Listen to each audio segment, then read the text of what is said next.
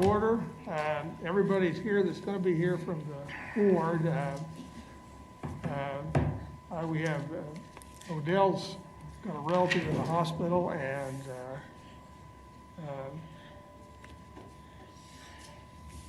Stephanie is recovering from the effects of COVID. And has, Oh, yeah, that's right.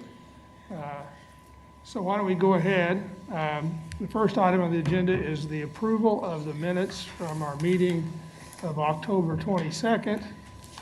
They've been circulated. Are there any additions or corrections to the minutes?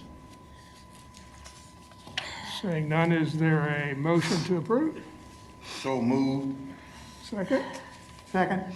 All in favor say aye. Aye. Aye. Minutes are approved. The next item on the agenda is the public agenda. I don't see anyone present to speak and no one signed up. So we'll move on to, Jake, we have a guest. oh, I'm a guest, but I'm not signed up. okay, I didn't, sorry to see this. Okay, we'll move on to Captain Nicholson. Hey, good afternoon. It's been a while since the last time we met, but our statistic for complaints between October 13th, 2020 to January 12th, 2021, we've had 2 excessive force complaints, 40 improper conduct, 50 procedural violations, 5 safety violations, and 3 unnecessary forces. As far as disposition on those, so far we've had 1 cleared by Exxon, 25 that were cleared with coaching and mentoring, 7 exonerated, 1 not sustained, 30 that are still ongoing, 3 the officers stipulated discipline, 1 sustained, 31 unfounded, and 2 were within policy. And we also have the statistics that were year-to-date last year. And it looks like for the entire year we had a total of 248 external complaints and 145 internal complaints. And if you look at the list, you can kind of see what some of our most frequent violations were: complete and thorough investigation, complying with policy, and then rude conduct was the number 1. We had 71 of those. So. Question, Captain Yes, sir. Nicholson, about those cleared by coaching and mentoring. Yes, Was that given to the complainant or to the staff person? staff member. Okay, so why then wasn't a finding first issued, then that staff person given the coaching and mentoring? So now what, let me just say, kind of explain what it is that we do. So if, let's say like one of our officers commits like a policy violation while they're out on a call or something, we still will send a letter out saying that that the violation existed, but we cleared it with coaching and mentoring. And generally on those type of complaints, they are complaints that are either an A or a B penalty. So if it's something that's like a C, D, E, or F, those can't be coached and mentoring. Those come with like a reprimand or a day off or something like that. So it's just the minor violations, the A's, the B's, where we coach and mentor. But I'm just asking, but still a complaint was received from you to initiate the investigation. Is that right? Well, sometimes it depends on whether or not it's an internal or an external complaint. So like if an officer backs into a trash can and scratches a car, we have the flexibility to, we can either do a complete investigation, or we can coach and mentor them and say, make sure you look over your shoulder before you back up, so those sorts of things. So on the internal and on the external complaints, where let's say someone called and said, well, Officer X was rude, we can look at the Axon video, and we can, just depending on what that officer's history is, we can either sustain him for that rude conduct finding, or we can coach and mentor him. And then we will send out a letter which indicates what our findings were as to whether or not, this officer was rude and we coached and mentored him, or this officer was rude and we gave him a written reprimand. If that explains it. Sure. Other questions? Captain, I thought, I looked at the closed cases, and I thought maybe that we ought to pull for review case number 20 PSB 2781, an unnecessary force sustained, That was 2781? 2781. Okay. It's about the use of a taser to take someone into custody. So Okay. why don't we pull that for a future meeting? Anyone else have a question or case for review? As always, look at the more detailed list, and if you have something draws your attention, be sure to. Yes, ma'am. So, I have a question, and it's just a silly question, but, you have in here ones that fail to make a report, Correct. or their reports are not complete enough. Mhm. Is that a very common I mean, it seems like to me that if they know their job, they know to do the report. Well, And so if they're not doing their reports, does that signal that there's any kind of problems with that particular officer, that they're, I don't know, lazy, or they're not doing their job, or? we've hired a lot of young officers, and unfortunately they're prone to make mistakes. Sometimes there may be some laziness involved, and sometimes they just you have a young 21, 22, 23-year-old kid. They're trying to figure out their way, trying to figure out how to do stuff. So I think we're going to have a lot of growing pains with a lot of those complete and thorough investigation, and probably not completing a report. I know my bureau, Patrol South, I have a lot of young officers, and the rude conduct. The rude conduct is kind of something with the older officers. The complete and thorough investigation, that's something that I've seen, at least in my bureau, with a lot of the young officers. And some of it, like you said, it's just some officers that are just lazy. Thank you. I was just curious, because that just seems like such a simplistic problem to solve, that it shouldn't be a problem, and yet it is. And sometimes, at least I've seen in my bureau, officers will work. I won't say all officers. Some officers will work harder to get out of doing work than it would be just to do the work. Yeah, But that's probably in any job. So. yeah. Captain, I'm just curious, there was one filing for an officer who had his Exxon camera stolen from his personal vehicle. Is Yes. there a black market for Exxon cameras? I wouldn't know how you would get it to be activated, but I'm sure that there's a market for anything. Thieves always find something, some way to pawn something. So. Okay. Or they just took it to see if there was a market. Maybe they'll just keep it. They'll just keep it. Or throw it away. Throw it away. any other questions, Vandalism comments? is a thing, right? Why don't we go to the next item on the agenda then? That's number 5, overview of the National Integrated Ballistic Information Network and update on gangs.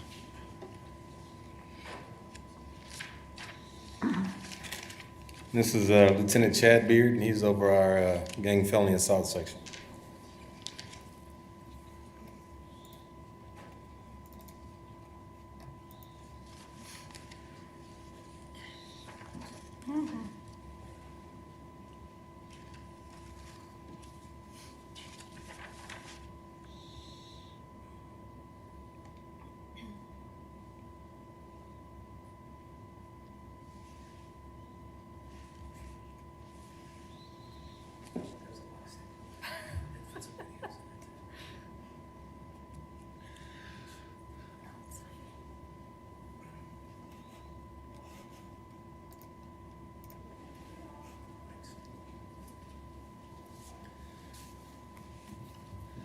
Good afternoon, everyone. I appreciate you letting me come and talk to you guys for a little bit, and I hope I'll give you some good information about what we're doing in our investigation section, and I'll tell you a little bit about gangs as well. And I figured at the end you'll want me to come back and talk more about gangs later, so I left that as an open invitation. I will come back and provide another presentation about gangs if you guys would like that. So just real briefly about myself, I've been with the department for 23 years.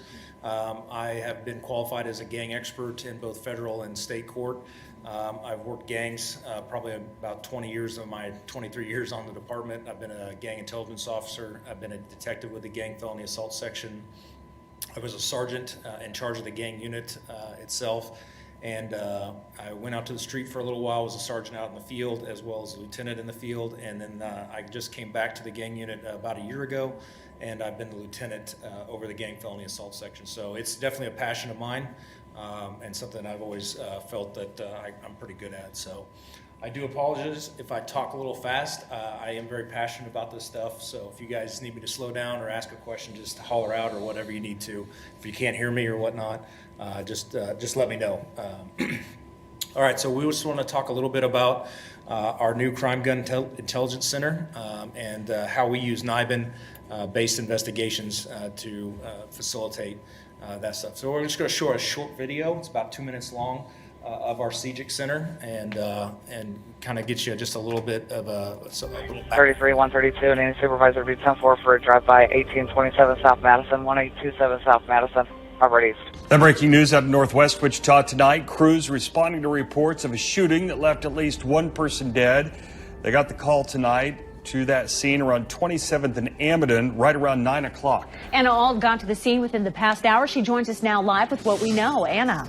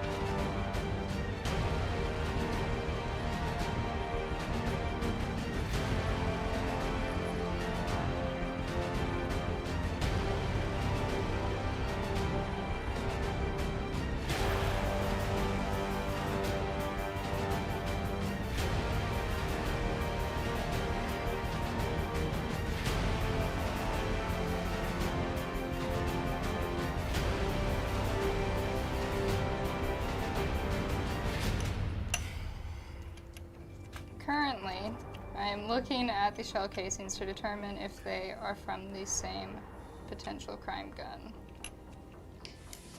I am looking at the class characteristics on the breech face, the firing pin, the ejector. Collaboration with the Wichita Police Department and our Crime Gun Information Center, we are for the first year offering a firearms tool mark and NIBIN course for students. The course addresses what NIBIN and the Gun Crime Information Center does downstairs. It also gives students an insight into forensic ballistics information.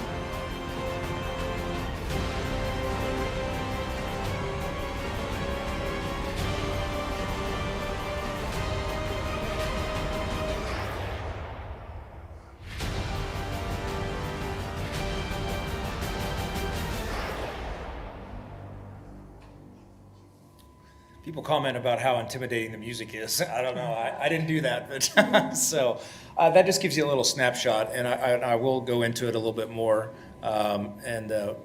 Chief Ramsey and one of the presenters from Wichita State, Kristen Brewer, is one of the directors of criminal justice, gave a presentation on that. So NIBIN is the National Integrated Ballistics Information Network.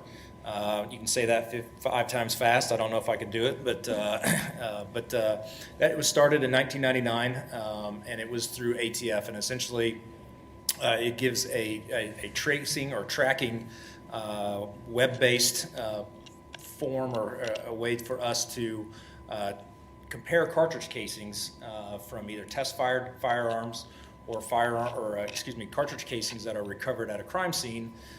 And then we're able to compare those to see if they match other ongoing investigations and to see if that gun is being used in multiple crime scenes. So, and I'll show you examples of all that and how we use that. Obviously, NIBIN is an essential tool that we need as part of an ongoing crime reduction strategy.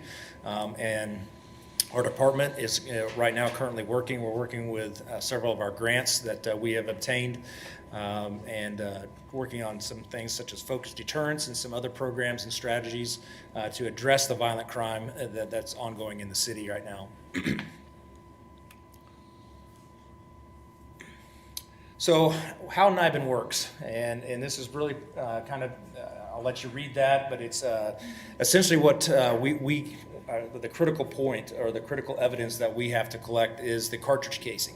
And you'll hear me say cartridge casing because that's the proper terminology. I've been told you need to use the proper terminology. A lot of times people will say shell casing, so that's the same thing. Shell casings, cartridge casings are the same thing. I try to get my detectives to use the right terminology as we move forward. So cartridge casings are the pieces of brass or steel that come out of the firearm when it's discharged. Now, you're obviously looking at a firearm that's usually a semi-automatic that will fire multiple rounds. It's usually not one of those. It's a wheel gun that has the casings or the cartridge in the wheel of the gun. But we are able to do some comparisons with those. But this is mostly for firearms that have been expended, a multiple round type of firearm. We can also check some rifles, and we can also check shotgun husks as well. So if there is like a 12 gauge shotgun husk that's out there, every firearm essentially leaves a fingerprint on the cartridge casing. When I say that, it's really these markings that are left on there, such as the ejector mark. The gun, as it slides back, will spit out the cartridge casing, and there is a hook essentially that's on there that pulls the casing and throws it out. That leaves a mark, and then there's also the firing pin impression, which is the firing pin going forward to actually strike the primer on the cartridge so that the gun will fire the bullet out. And then there's also breech face marks, which is, each one has a as it hits, it leaves marks on the casing as well, and it's very unique to that firearm. So it's just like a fingerprint. No two firearms are the same. They're very similar ones, but each firearm has its own special markings that come with that, and it's only unique to that certain firearm. So the picture of the brass tracks machine is what we have there at WSU. It's actually a machine that incorporates all that information. And then there's the stereoscope that she was actually looking through, which is where she actually compares, or I say she, we have our two NIBIN techs are both females, so I say she. We'll look at the cartridge casing faces, or the top of the cartridge casing, and we'll obtain what marks are from that. So as you see a crime scene, we'll have all these cartridge casings get collected. And what often happens is that we have multiple shots that are fired. They're able to tell right away when they're looking at those cartridge casings whether or not there is 2 guns, 5 guns, or just 1 gun, just by looking at the different impression marks that are on those casings. As she looks through them through the stereoscope, and then after that, she will enter them into the brass tracks machine, or IBIS, which is the Integrated Ballistics Information System. And those marks will then be sent to the National Correlation Center, which is down in Huntsville, Alabama. They will actually give us the verification that these casings are the same. And this will make sense here in just a little bit when you see how things all kind of piece together. But so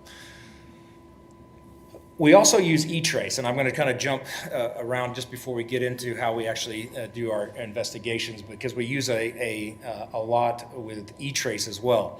And first thing I want to note, just the thing at the bottom, there is no National Firearms Registry. A lot of people misunderstand that and think that there's some big, huge list that the ATF has or that some law enforcement has that can track all different kinds of firearms.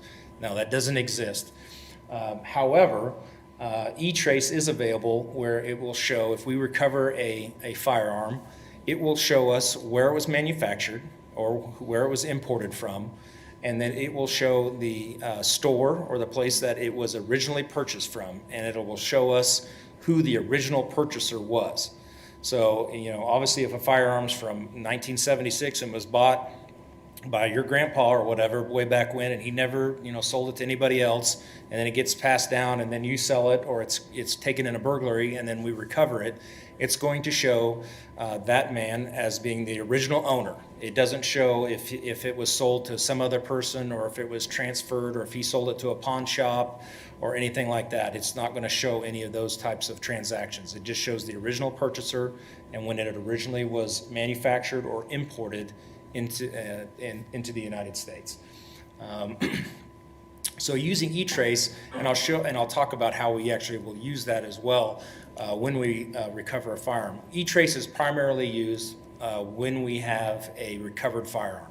So officers do a car stop, they recover a firearm off of a felon, and we want to see where that gun may have originated at. It'd be very interesting to us if it was obviously purchased just 2 days before at the Cabela store by some individual who then made that purchase on behalf of that felon, knowing that that person was a felon and wasn't supposed to have that firearm. He knew he couldn't go buy that gun, so he made them go buy it because they're able to. Then they're looking at additional charges for a straw purchase. So obviously, if the gun's been recovered that fast, those are the things that we really want to look into. So E-Trace can be very useful for us as well.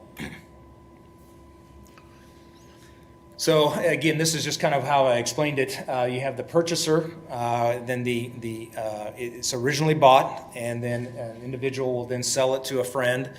Sold the gun to his uncle to support his drug habit, whatnot. The uncle then lets the gang member go take it.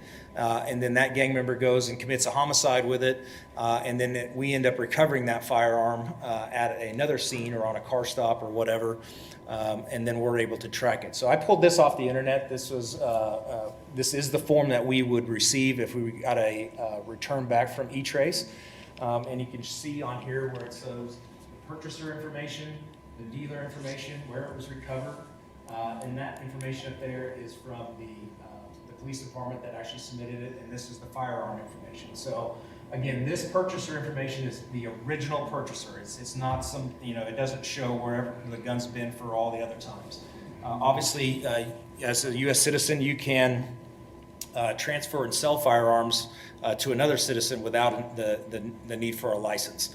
Otherwise, you'd have to have a federal firearms license to sell a firearm in bulk. But so.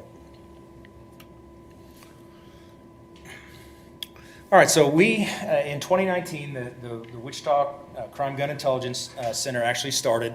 It was late in 2019, and the center is part of an interagency collaboration focused on the collection and the analyzation or the analysis of crime gun evidence to identify trigger pullers or shooters and to try to disrupt that criminal activity that's going on. And I'm going to show you how we do that here in just a little bit. Obviously, we use NIBIN, we use E-Trace, and then we use a lot of human intelligence also. I've got several officers that are assigned to the NIBIN team that will actually go out and follow up and do proactive work with the NIBIN leads, and we identify violent offenders and then try to catch them with guns or whatnot and try to get them off the street with that. So this is kind of the workflow of that, and I was one of the individuals that is a supervisor of the NIBIN team and developed the policy and the standard operating procedure for it. But essentially, the firearm is recovered or casings are collected. We put those into NIBIN. They are analyzed by our analyst, and we get a hit back or a NIBIN lead will come back on that. We then evaluate the priority of that lead, and then we provide it to our follow-up teams, or whether it's to our detective, to see if there's enough to possibly make an arrest, to see where we can go with that information. And then if there is enough to maybe arrest somebody or get someone charged, then we will have our state or federal prosecutors involved in that, and then we obviously provide feedback to the officers as well, letting them know that, hey, you guys did a great job. I know it's a pain in the rear end to have to pick up cartridge casings, but it's actually beneficial to what we're doing. So, as part of the NIBIN team, we'll talk about that here in just a little bit. The partnership between the Wichita Police Department, the Wichita State University, and the ATF has been huge. And this is a very unique situation for here in Wichita, where we partnered with a research partner or a university to actually work together with bringing the machine here. So they own part of the machine. The Wichita Police Department owns part of it, as well as ATF. And so we all have a stake in that machine and making sure that it's up to running. We have MOUs, or memorandums of understanding, that are in place with other agencies such as FBI, DEA, U.S. Marshals, KHP, Sedgwick County Sheriff, and they all participate and bring their cartridge casings to the center as well, so that they can have them entered as well and analyze those. So just recently, we were able to get what I consider a NIBIN, or a gun unit, put together.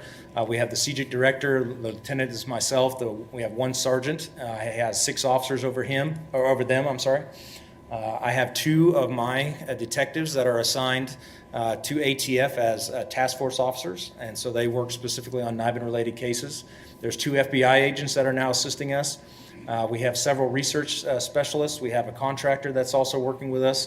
And then we have the NIBIN technicians that actually enter and review the cartridge casings as well. So these are just some of the statistics I'd like to tell you about. There's 240 CJIC centers in the United States currently right now, and we are one of those. So out of that, we rank 35th out of the 240. 55th for the most acquired cartridge casings, so the most casings that we've gotten in our city, and then been able to compare those to other guns. But I think one of the things that's been most proud about is that we ranked that high with 35th out of the 240 for generating the most leads in 2020. And then obviously we arrested close to 150 people that are some way associated with the NIBIN system itself. So, there's, an individual gets caught with a gun, and that gun is then linked to multiple other shootings. Now, not necessarily we get to charge that person with all those shootings, because it's very difficult, obviously, to have to try to prove that that person was at all those scenes. But it is a gun recovery that's off of the streets, and that gun was obviously used in multiple crimes, and so that counts as a NIBIN arrest for us. So. This is some of the data that we had. This is off just a little bit. The numbers are going to be just a little bit higher because this was taken in mid-December before I could get all the final numbers put together. But on the far side there is like the total cases that we actually had casings submitted under was 2,410. And of those 2,410 cases, it was 2,200 were Wichita Police Department cases. Total acquired casings was 10,422. So we examined 10,422 casings that were sent to the CJIC Center. So that's a lot. And I'd probably get cross-eyed if I had to look at 10,000 cartridge casings. But and then we generated 947 leads. That number has definitely gone up since then because we had just hit our 1,000th lead just a couple weeks ago. So we are over 1,000 leads that have been generated from NIBIN. And then we also test fire firearms as well. So a gun that's recovered from a crime scene or a burglary, car stop, or it's just found in the street or whatever, that gun will be test fired. We'll take those cartridge casings, we'll go put them into NIBIN and to see if that gun has been connected to any type of crime as well. So as part of how we follow up on that, each week I host a Wichita shooting review. It takes place every Wednesday at 3 p.m. and we go through recent shootings, hotspot locations, NIBIN leads, victim information, and suspect information on various cases. And I'm going to show you a little bit about what each week we talk about. So this is the most recent one. I just gave this yesterday. And so these are our most recent shooting counts for this year already. So 2021 is obviously there on the far right. You can see that we've already had 11 shootings this year. 13 shootings. 11 of them are non-fatal. 2 of them have been fatal. So we've had a total of 13 shootings this year. which is obviously even up from 2020. 2020 was one of our most active years, and it's the most shootings that we've ever had in the city of Wichita at 198 shootings. So my section is mostly responsible for non-fatal shootings or any crime that involves a firearm where a person doesn't actually die. So if it's a gun just pointed at them, drive-bys, or if a person's actually shot, my unit, the gang felony assault section, is responsible for following up on those types of cases. So we do have a lot of work. I mean, obviously, that unfortunately it's very active at this point. So we also keep track of some of the gang and firearm statistics. So already this year, compared to last year at this same time, I just gave this yesterday again, we've had 10 drive-bys. 3 of those cases, 3 of those drive-by related cases involved a gang member. We've had 46 aggravated assaults with a firearm. We've had 46 criminal discharges where a firearm was fired and we recovered casings at those scenes. And then we've had 4 homicides have involved gang members already this year. We don't have any that are specifically identified as part of a gang feud. But we've got at least 4 of the last 5 homicides involve gang members, whether they were the victim or a possible suspect involved in those homicides.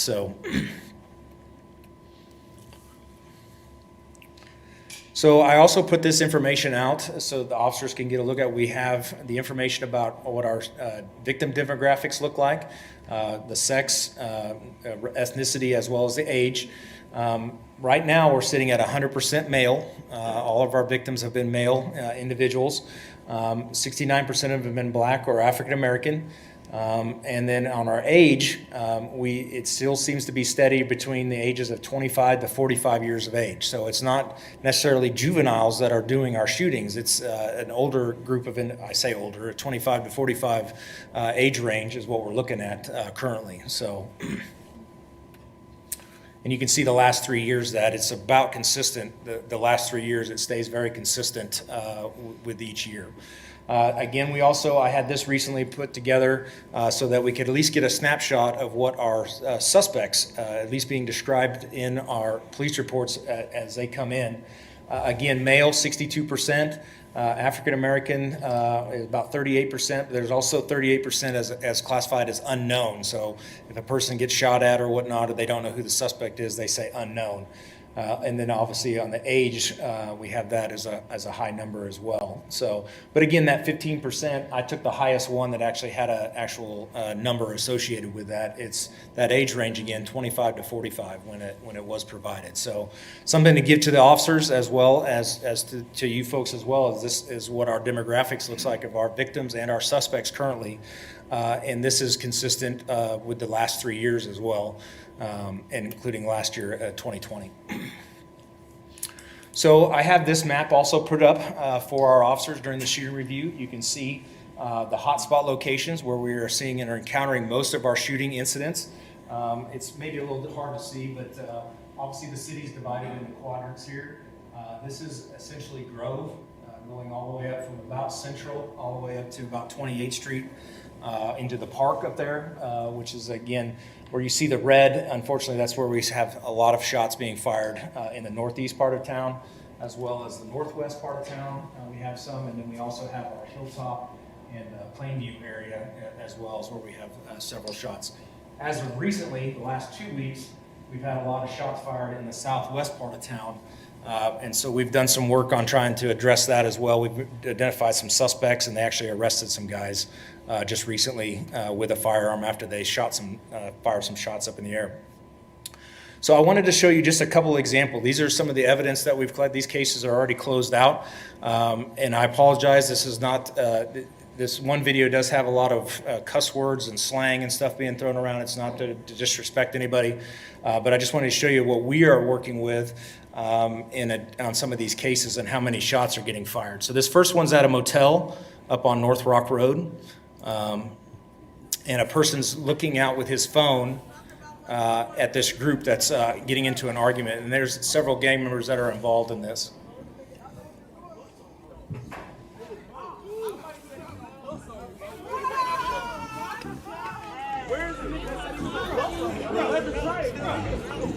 You'll see the one guy with the gun there with the dreadlock hair. He'll pull out the gun. He's got it in his right hand now.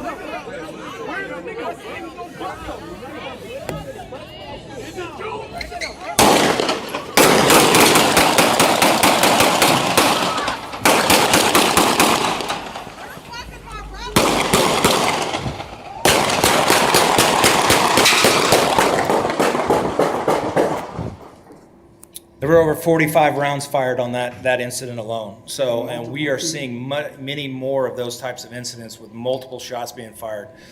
We are seeing a lot of guys carrying what we call stick mags, 30 to 40 round magazines, drums, all sorts of things like that they're using, and a lot of it's just spray and pray. They're just firing at all kinds at everybody.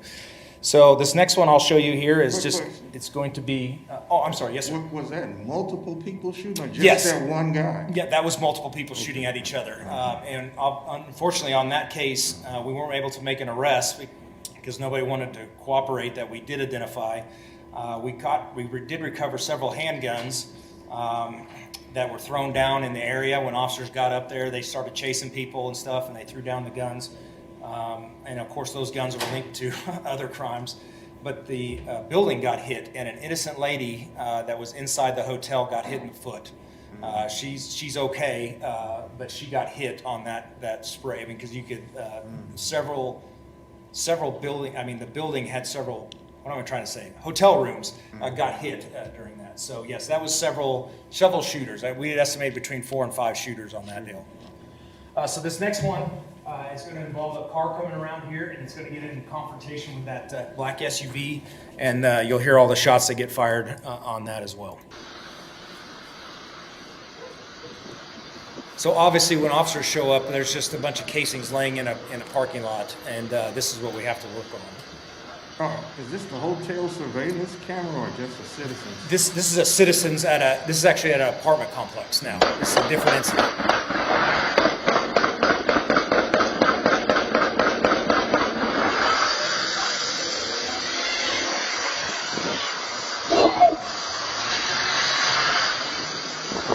So this is very common. What happens is the officers will get multiple calls of dispatch of shots being fired in an area or a possible drive-by, and officers will show up and we'll find all these cartridge casings laying out in a parking lot. And then we'll have to go back and figure out, okay, this car was involved, that car was involved, and then then we have to get the casings, and then we put them in NIBIN. I hope I'm not taking up too many people's time. Is it okay to keep going for a little bit? Is everybody okay with that? Okay. All right, so also part of that shooting review is I give NIBID leads to the officers as well. And this is all done virtually right now because of COVID. Eventually, we'd like to go back to a setting where everybody comes and meets at one location. But officers are seeming to enjoy, or at least getting the information that they need from the leads there. So I do have to redact a few things out of here, so you're not going to be able to see, maybe some of the case numbers and names that are necessarily associated with this. But this is what we call our NES sheet that comes with it. NES is NIBIN Enforcement Support System. This is a lead sheet that comes out, so it shows the connection with these different incidents. So you can see that on the far right, there's 1, 2, 3. So the first incident is a shots fired call that happened up at Fairmount and Vassar. I had to block the address out on this one, but this is an aggravated assault with a firearm where shots are fired, and we have casings collected on that. And then we have another shots fired incident that just happened, and this happened just on 1/20 of 21. So I gave you some pretty accurate, recent information. Case detective is Michael Kepley. It's an aggravated assault, and over here would be the victims where they would be listed at. But these guys were shot at just the other day at a location. Well, we now know that same firearm has been used in 2 other previous shots fired incidents, one of them being an aggravated assault. And it'll tell us what the firearm is up there. It says 9 LG Luger. I mean, it's that's the casing that was recovered. So we know now that criminal discharge is connected with 2 drive-by shootings. So we are able to put together, similar to what you're looking at here, is what we call a chart on some of the shootings. So this is a very basic one, but it tells us a lot. So like on this criminal discharge, and of course I had to bleep out where it actually occurred at, we know that 5 firearms were used in this one incident. two of those firearms are a AR-15 or an assault rifle style pistol or rifle of some sort. And that's what's up there, but they have no connection. So if you just see the casings up there, that means that there is no other connection with another case. If you see a firearm, that does not mean that we actually have the firearm. It just means that this firearm has been used to do this criminal discharge. It's been used to do this shooting over here. It's been used to do this shooting over here. And it's been used to do this shooting over here. We identify casings as a crime gun. And I know that kind of can be confusing to some people, but it's easier when we can identify just a single gun, as we know that it's been used in 4 different other incidents. Well, this gun's been used in 2 different incidents. This one's been used in 2 different incidents. And then this gun has been used in the same 2 incidents plus this one. So, and then again, we have another rifle being used, or at least 2 different rifles being used in that shooting as well. So you can get to kind of see the picture here is that the same guns are starting to be used over and over, and then if we could connect those incidents to certain individuals or to an incident where the victim has been identified, then it can actually lead to us, being able to identify maybe a possible suspect or at least why it's happening. So I showed you a simple one. This is another one that we're working. I know you can't even see all the different things that are going on here, but we've got probably 20 different firearms. We've got multiple incidents that are all connected. And we've got multiple suspects, people that have been arrested. We've got a homicide case that's mixed into this as well. And so we take that information and we, again, try to work that to see if there's any type of way we can develop a lead or information. Now, some of these, if you look here, and it's in yellow, those are where we've actually recovered the firearm. So that's very exciting for us because that usually means that someone got arrested with it, or at least we have an opportunity to possibly identify somebody with that firearm. So during the shooting review, I also explained different incidents that happened during this time. So this was actually near an off-duty officer's residence, and it's some more shots that get fired. And then you'll see the car drive off. And so we don't have much to go on. This occurred in Patrol South. I took off the actual address, but we recovered 6 .45 caliber cartridge casings. We're hoping to get a return back from NIBIN to see if it's linked to any other incidents. And then we can see if these guys were specifically targeting somebody over in this area, or if it's connected to another part of an ongoing incident that's been going on. But each day or each Wednesday, we talk about that. We also we discuss some priority offenders, individuals that we know have had been involved in recent, whether it's gang activity or some type of shootings or shots fired cases. They've been the targets of drive-bys or shootings. If they're a wanted person, if they're gang membership, if they're on parole or probation, we also include the hotspot locations, and then we obviously look at our human intelligence as well as social media and other types of information as well to identify individuals that are priority offenders that may be attention of our focus, that may be involved in shooting activity. So a lot of that comes with their name, their alias, what gang they're in, any criminal history, and then if they have any warrants as well. And again, this is also on every Wednesday. We also talk about the wanted persons, individuals that are gang members that are likely to be carrying firearms. They have pickups for robbery or domestic violence, or have weapons have been listed on weapons cases multiple times. So we want to share that with as many officers as we can throughout the week so that they can focus on those individuals through that time.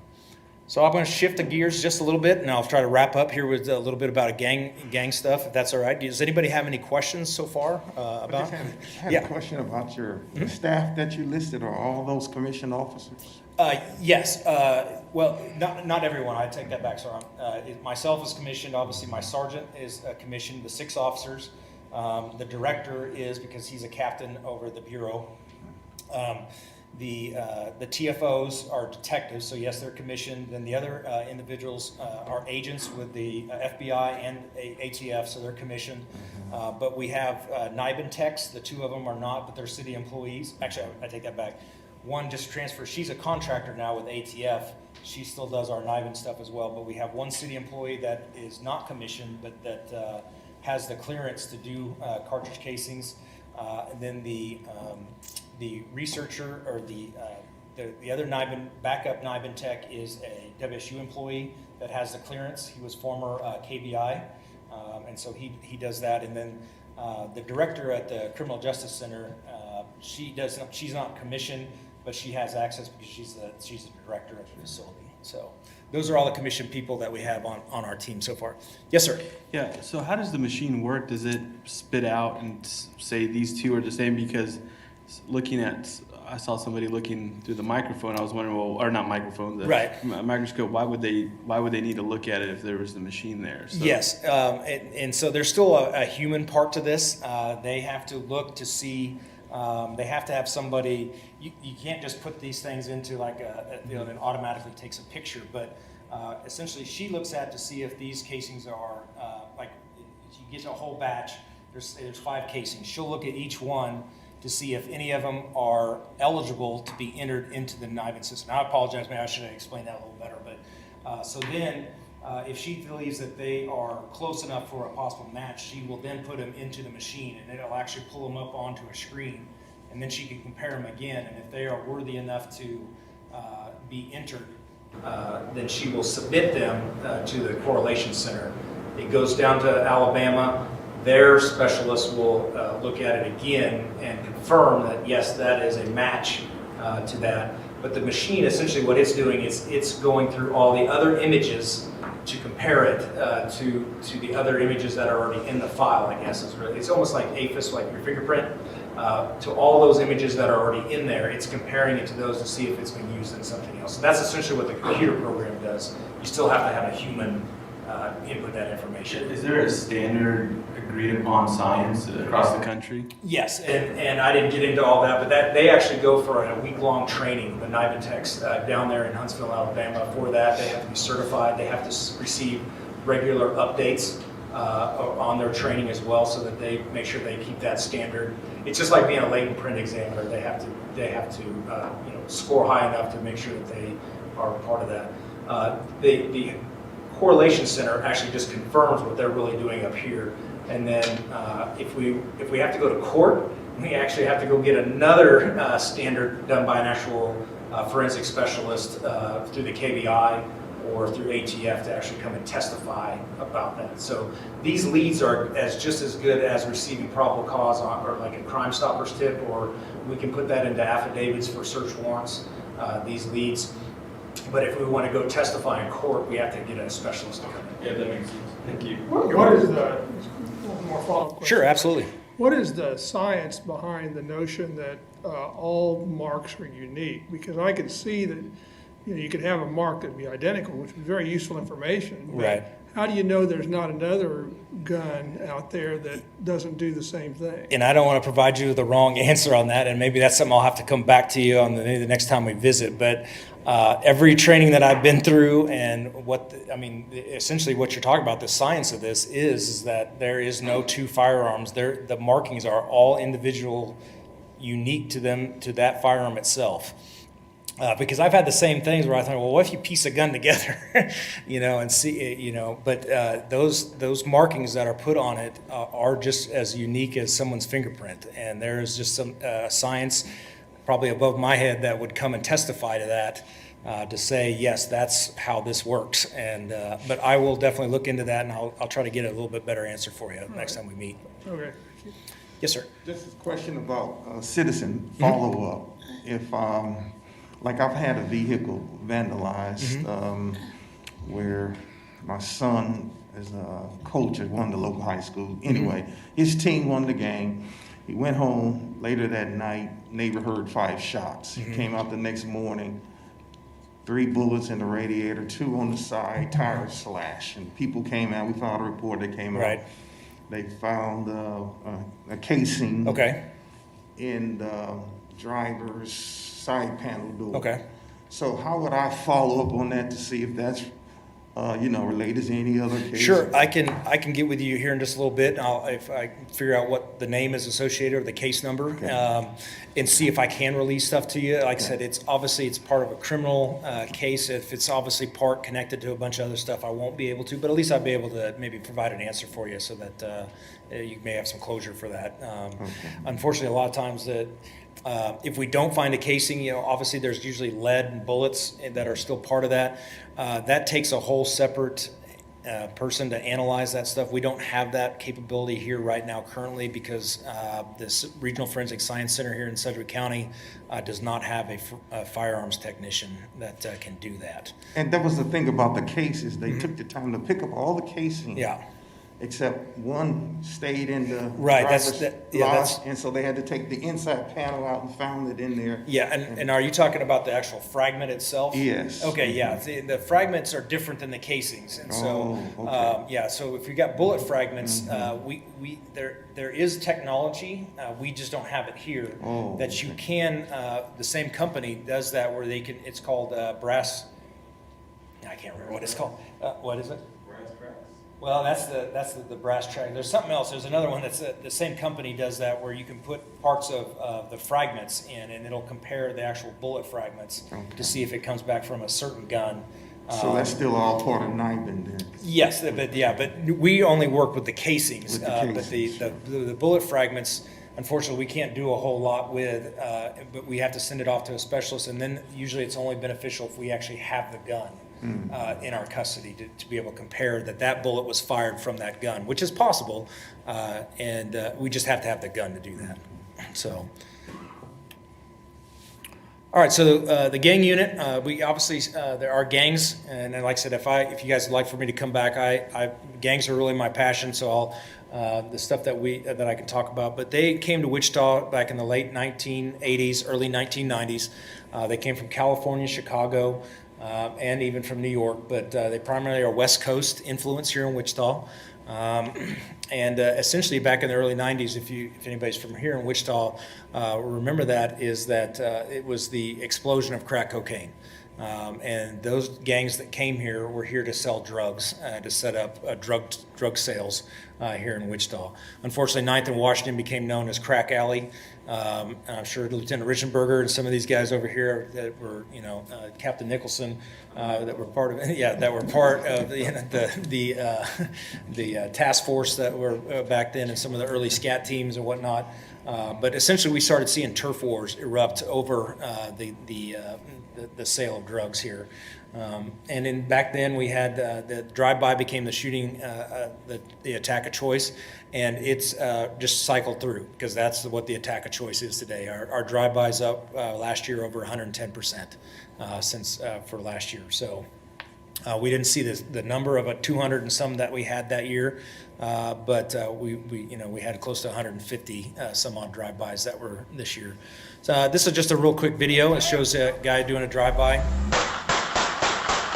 on a house up on the northeast part of town.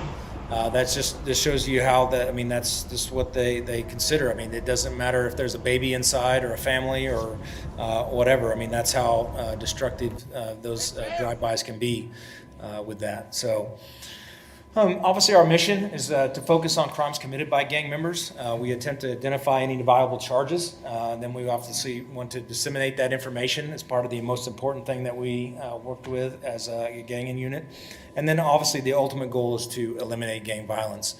So those are the four main things that we try to focus on with that. Okay, so today, in 2006, there is a Kansas law that was passed in 2006. It's 2163-13, and it actually identifies what a gang is and how you would be identified as a gang member there. So there's criteria that have to be met. So our department specifically follows that state statute. And it also makes it illegal to use intimidation. It requires a minimum of $50,000 bond on a new person felony crime. And we have a policy 527, that actually explains how we're going to use that information and how it's supposed to be documented in the database itself. We do have a database, and like I said, if you guys would like me to come back, I can go into a lot more depth about that. I know a lot of people usually have questions about having a database and whatnot, so I kept this one just really kind of brief about it. So currently, just to talk about it, our database, we have over 105 different gang sets identified. There's 52 subsets. Over 2,000 individuals have been identified as gang members. 1,700 of them are considered active. In the state statute, a gang is defined as a group of 3 or more persons that have a common sign, color, or symbol that then involve themselves in some type of individual or collective criminal activity. And then out of those 10 criteria that go along there, there's a person self-admits, they get arrested with gang members several times, they wear the colors, they have the tattoos, they use the hand signs that go with that. And so there's different criteria that have to be met through state statute before they're documented. So, but there's also an active classification and an associate classification. 288 individuals are documented as associates. We have 577 incarcerated, and 244 of those individuals in our database are identified as deceased. I know the question is probably, why do you keep track of deceased gang members? It is because there's always somebody that's going to be honoring another person. I have thousands of photos and people getting tattoos of a dead or deceased gang member, and they're saying "Rip Chill," or they're doing a balloon release for a guy that passed away. And so we need to keep track of all that stuff. It's a lot of history is in the database itself. There's a lot of intelligence information that goes in there as to why the individual was shot or killed or whatever. And so we have to keep track of that so that we know when they're honoring a deceased member from here on out. So we have several different gangs, and I'm just going to have an individual slide, and I won't talk about each one, but we have folks that are identified out of Chicago.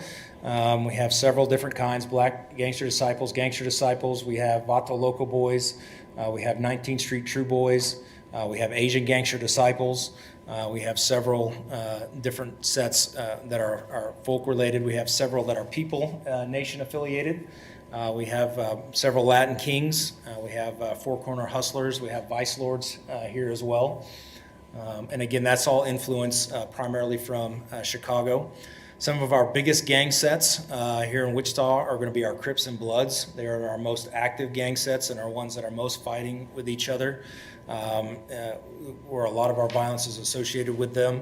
But we have all sorts of different sets and subsets affiliated with them, with neighborhood Crips that are broken down into, Grove Block Crips, 19th Street, 17th Street, rolling 60s, 90s, 20s. We have 8-Ball Kings, we have Hoovers, we have Insanes, we have Trey 5-7s. So we have multiple different Crip sets as well. Same with Bloods. Currently, I would consider Wichita a blood town. We have so many Bloods that are here claiming, and especially after the RICO case in 2006, the Bloods essentially kind of exploded, and I would consider our town to be mostly affiliated with Bloods, or we at least have a lot of guys that are claiming Bloods as part of our town right now. So we have multiple sets as well. Inglewoods, we have 11 Treys, we have 5-4s, we have Bounty Hunters, there's Pyrus, Young Pyrus, Polo Boys, you have Villain Bloods, Lincoln Park Bloods. And I know you guys will like, where do they come up with all these names? And some of it's just where they grew up. It may be a block. It may be something that they saw on TV and they all want to claim that for a day or something. But there is a lot of history behind some of this stuff. Like those Villain Bloods there, they originate at 15th and Hillside. So we'll see guys get big 1-5s tattooed on their arms. They'll wear shirts with that. They'll put it on their social media pages. You really be amazed at all the stuff that goes on. And unfortunately, Wichita does have a gang problem. There are gangs here, and I don't think they're going to ever go away. They're always going to be a part of Wichita from here on out. So, and what we can do to try to continue to develop information on them, to focus our attention on those guys that are the most violent, is what we can do to try to help suppress some of that.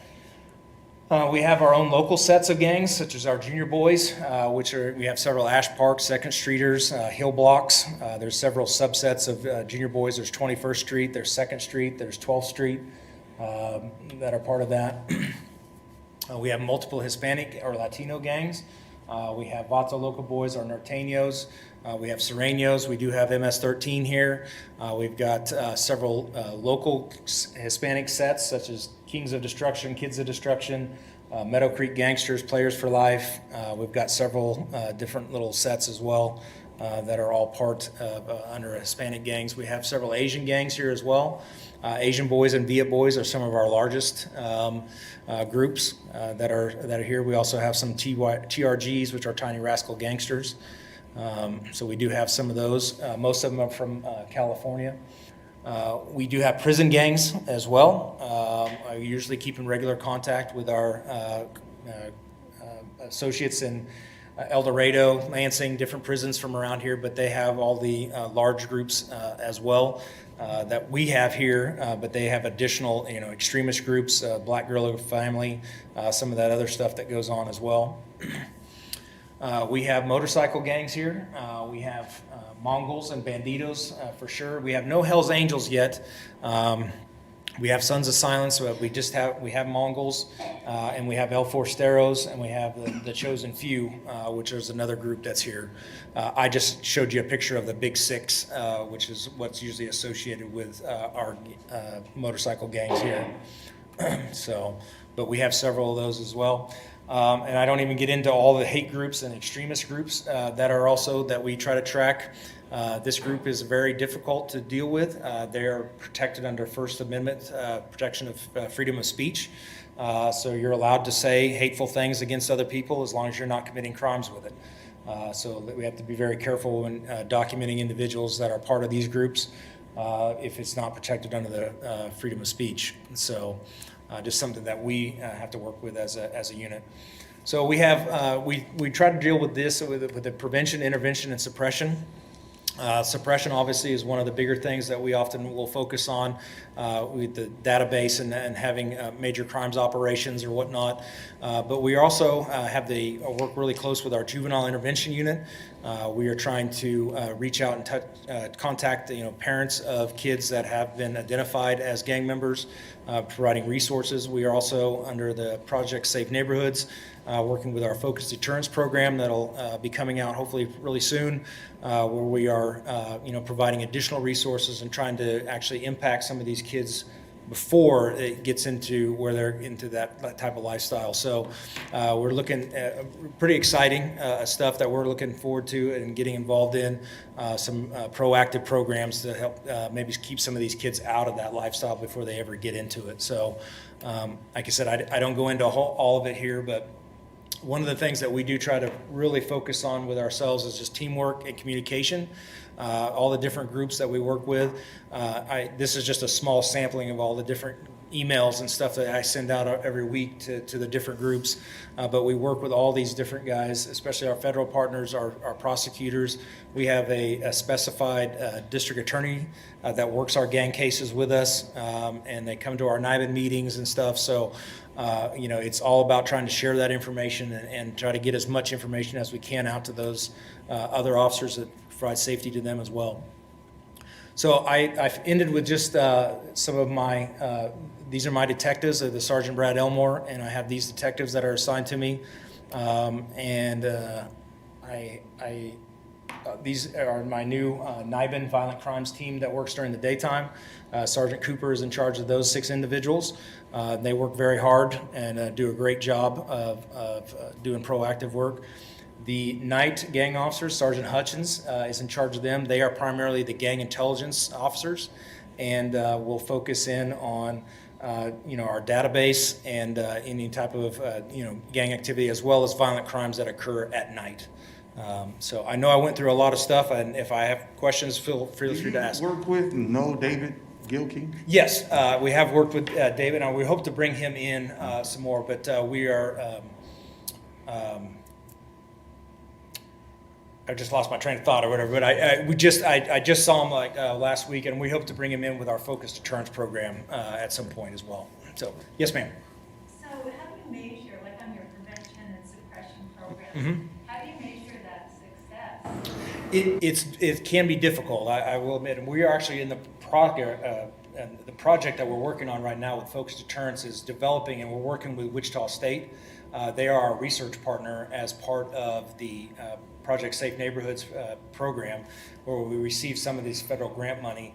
And so we're developing how that's going to be tried. Now, some of it may have to look at it as, you know, we offered so many services to individuals, and if they, I think what we were also looking at to see if they continued with the program, or if they dropped out, or, you know, and then try to see if we can maybe gain some feedback why they may have dropped out, would be some of those things. So it will be a difficult task, but I think we can kind of get there based on some of the stuff. And obviously we're going to rely on the expertise of Wichita State to help us get some of those, because they obviously have done that a lot more than what we have. So we look forward to that. Those three categories, like the prevention, suppression, and the other one. So they've been programs for quite a while. Is that right? Well, there have been the ones that have been in the past.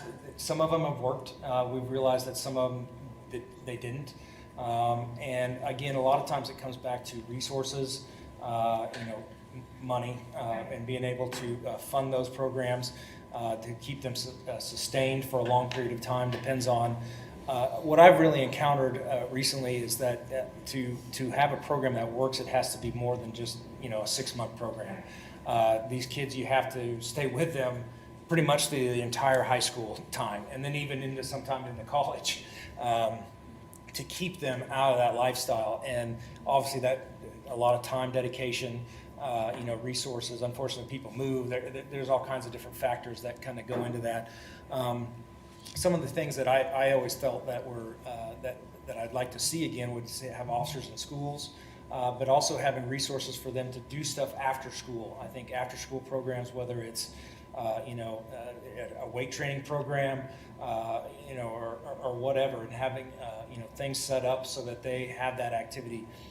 The activity that goes on between after school, 3 o'clock, and 11 o'clock is some of our most active. The second most active time for gang activity. Our most active time is usually midnight, that time on to about 3 a.m. But that time that they're supposed to be in, coming from school, on the bus, those types of things, there's a breakdown, and we see a lot of kids get into problems right in that time. So having some type of after-school program or something like that would be really beneficial. So, yes, ma'am. Now, when you talk about these gangs, do you divide them up? I mean, are they like high school, adult, college, or not college, but that age? Are you talking junior high, or do they intermix? Yeah, I mean, they are very intermingled here. Some of our oldest gang members are like 50, 57 years old. Some of our motorcycle gangs and some of our white supremacists are very, I'd say old. But some of our youngest guys are 13, 14 years of age. When you think of like a street gang, we have some younger, we have these little new sets, or little subsets that they've created of Crips. We have guys claiming like static Crip gang or whatever.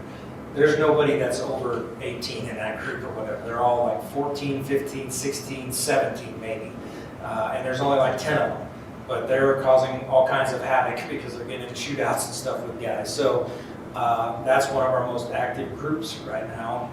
And what we've seen recently too is a return from some of our older gang sets, like our junior boys, which are mostly older guys. And they are all coming back now. They've got all these guys that are like sons and cousins and nephews of guys that are already gang members, and they're claiming that gang now. And they've been trying to make a name for themselves, and they're doing robberies and shootings and stuff. So, but easy answer, they're all kind of intermingled. I mean, most of our gangs have a wide range of, we've got these younger junior boys, and we've got guys that are 30, 40 years old, but they're all considered junior boys. you don't grow out of it. Unfortunately, no. Some guys do, and I would like to mention one thing. We do offer in the Wichita Police Department, we do allow people to come off the gang list. There's that stigma that if you get stuck on there, you're stuck on it for life. State statute, there is no time limit. However, Wichita Police Department, we give the opportunity for an individual to come off the list. Every year we do an audit to look at everybody that's identified as a gang member.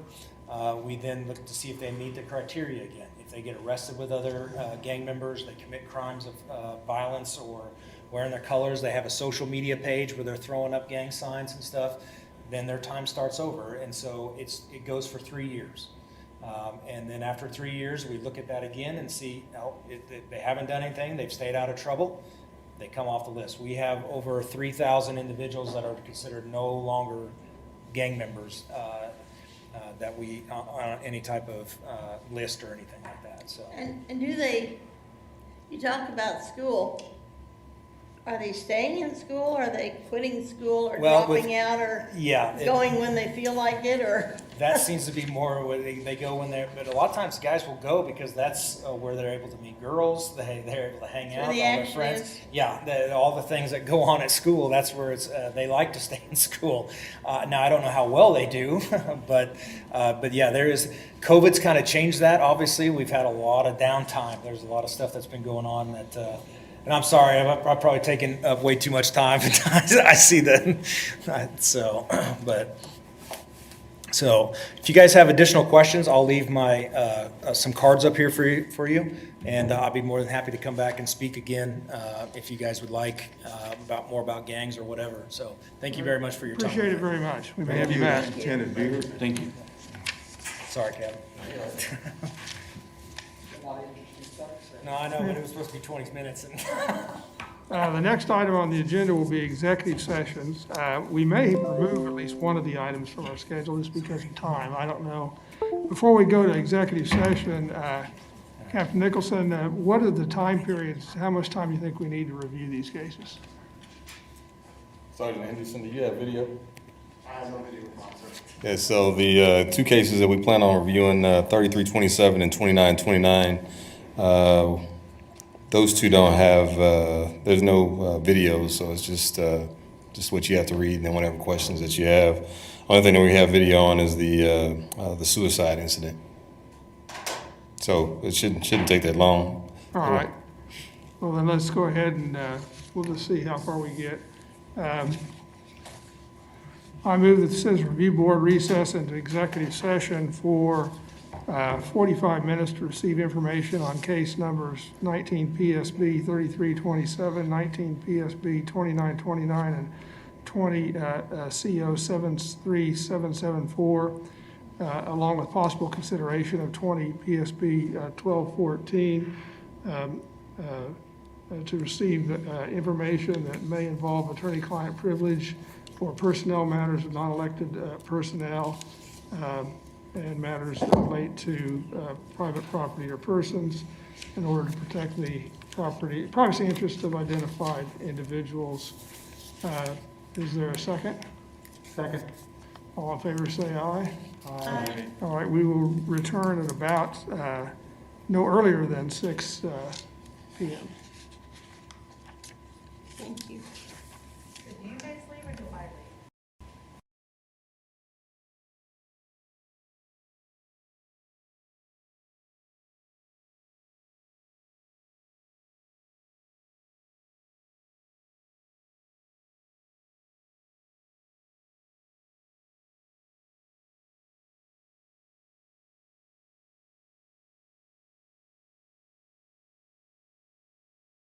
Public session now. The board, having reviewed the various items in executive sessions identified on the agenda, made no determination that any further action should be taken at this time. The next item on the agenda is new business. There's no specific new business for today. Pastor Sims may submit an agenda item for future consideration related to a policy involving officers investigating matters related to an off-duty assignment that they have an employment relationship with. And Tim, if you would just put that into one sentence or so, and we can put it on an agenda. And then Walt Chappell, who's the chair of, I guess it'd be the racial profiling. There's some subcommittee that deals with racial profiling, has asked me, and I think they reached out to Pastor Sims as well, to be on the agenda for a meeting, and I've to talk about I guess, Dr. Berzer's report, but a different perspective on the analysis of the data. And I told him that I thought we would welcome that kind of presentation by him. And so I have suggested that he do that at the February meeting. And he thought that would be fine. We need to confirm that back to him and his group. So that would be an agenda item for the February meeting. Are there any other matters that we should consider or identify for agenda? Oh, I have a question, or not, I'm not quite sure how to put this, because people know I'm on this. I've had a couple of people ask me, and this may be something the chief needs to talk about, and that is this computer software that they bought with the COVID money, or the CARES money, or what is it, ever it was. And I've had a couple of people ask me, I said, well, I don't know anything about it, but that they had concerns. And so I said, well, I'll bring it up and see what's what. But anyway, they just, you know, it was reported in the paper and the council okayed it. But there was some feedback that I got from people that I know that they thought it was a boondoggle, to be honest. You know, they thought, how is this gonna fight COVID and all? And so I know what they said, but you just might impart that to the police chief, to the chief, that there are some people, which more likely doesn't make any difference, but there are some people of the public that have concerns that, was this money really spent in the right way? Sharon, did you hear that from one person or from multiple people? I heard that from several people. Just the comment that they thought that maybe, because weren't they were looking to fill a position that did not ever get filled. And they always thought that was interesting. Where did they advertise for it? How come it wasn't filled? And now they have this money, and so what's going on? So that's what I'm getting. And I'm like, I don't know anything about it, but I'll bring it up. You know, and honestly, I don't have the answer to that because I'm in the field, and that's a fiscal affairs thing. But we can get you the answer. I mean, we can either myself or Lieutenant Richenberger, we can research that and get you a written response as far as. So, because I know what they said to the paper, and to the news, but these, you know, there was some idea that maybe it was all a pre-planned little boondoggle to get the money, basically. And I said, well, I didn't know, but I'd be glad to bring it up.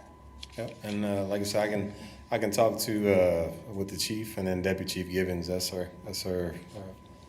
shop right there as far as the money and all that. So, but we can definitely research that and get you an answer.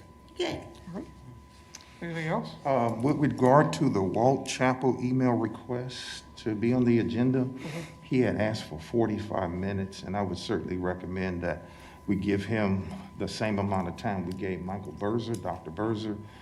And so I think there was 15 to 20 minutes max, not the 45 he was requesting. Yeah, he wanted 45 minutes. I assume that, I mean, if it's, 30 minutes is, we don't, I guess we can encourage a time limit. We rarely enforce a specific time limit for agenda items, so. Well, how long did Lieutenant Beard go today? More than an hour. Hour and 15. Yeah. He went that whole. Yeah. It didn't seem like it to me. He still be talking about He's it. If the captain hadn't stood up, we'd, obviously, it depends on what else we have on the agenda. But, Sure. But I would devote, by the time we have the approvals and we do the captain talks about the new case, we talk about that, that's 15 minutes in probably, and then we could go another 45 minutes, no more, and then we'll have a review or whatever, and maybe if Pastor Sims has his item, we could, work that in and still be done by 6 o'clock, but I don't know, so we can try. I'd like to add one thing before we go. I had a chance to talk with the new recruits last Tuesday, or was it maybe? Yeah, I think it was last Tuesday. And I just want to commend the Wichita Police Department on a very diverse class, gender and racial diversity with the recruits. It was pretty impressive, and just, I think it says a lot about Wichita Police Department, so I just Very want good. to commend them Good. for that. All right, anything else? The next meeting would be, I would assume, February 25. Anybody have any particular issue with that date? Do we need to adjust it any? No? Okay. Before we adjourn, Jay, I have a question for Captain, and it may be that I just haven't noticed it before, but are officers on the scene more accessible to the news media now than they have been in the past? I think so. I know when I was an officer, I always kind of got the vibe that we didn't really want to talk to the media, but I think now with us having a PIO, and I think it's even stressed to our supervisors that when the even like on scenes and what have you, if we see the camera crew over there, go over there and talk to them. Used to we just would act like we didn't see them and kind of go from there. But I think that kind of speaks to the relationship that we have with the media now. So I just thought it was Captain Nicholson because he's been on TV a lot. Well, whether it was by nothing good if design I'm or- on TV. Our chief hasn't. You have been featured quite a bit on the media, so anyway. Whether by design or happenstance, I think that's a good move. All right, is there anything else? Motion to adjourn? So moved. Second? Okay. All in favor, say aye. Aye. Thank you.